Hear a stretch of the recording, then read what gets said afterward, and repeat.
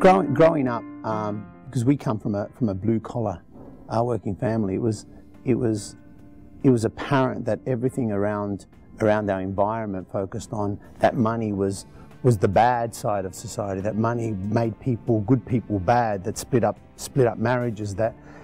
And you know, after all these years, one thing that became apparent, and it wasn't until I fully identified with I suppose the incorrectness of that statement, that you know, money doesn't actually change people, it just amplifies who they already are. I mean, you get some individuals that, you know, go from, you know, if their character is bad, obviously the more money they have, the more magnitude of their character can be expressed out, i.e. through their employees, i.e. through their messages that they can get out there. Whilst on the other hand, if you've got a character like, let's just say, Warren Buffett, which at core, he's a guy that still lives in the same house that he used to before all his successes, etc. And at core, before he even dies, his core values are contributions. And before he even dies, he gives away $44 billion of his wealth to make sure that the next generation's in a better place.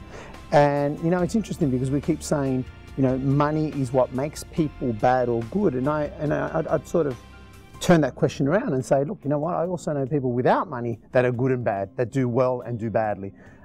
So I don't, you know, I always say money has no energy in itself. It's just the energy that we apply to it, and how we use it. Do we use it to better the world around us, the family members around us, our employees and our clients in particular? One key, I suppose, differentiator that exists, or one key belief that exists in our world at the moment is that, you know, making money is about going for money. And I think that couldn't be further from the truth. The great entrepreneurs of today don't focus on making money. Money is simply just a scorecard of whether the problems they're solving or the messages they're giving are helping the world. Because all making money really is solving somebody's problem, i.e. a client's problem, and making sure that you can solve in magnitude a problem a lot bigger than what the client actually pays for the solution of that problem. i.e., and let me give you an example. Let's say that I could get rid of, you know, $500,000 of a problem that you have. Be that, you know, let's just say it's a tax solicitor, and let's just say they say, look, you know, if you work with me, that problem that you have at the moment, let's just say they owe some tax or something, you know, we can get it resolved, and you know, in the process you'll probably save, let's just say $250,000, or let's just say $150,000. And they say to you, look, in order to overcome that problem of a magnitude of, let's say, $250,000, I am going to charge you $30,000.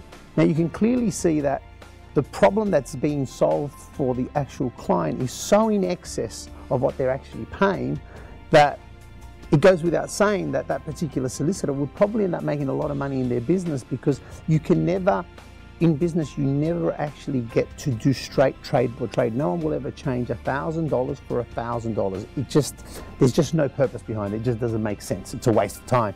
So what good businesses do is they say, look, we'll sell, or we'll solve problems of this magnitude, and you'll only pay this much to solve that size problem.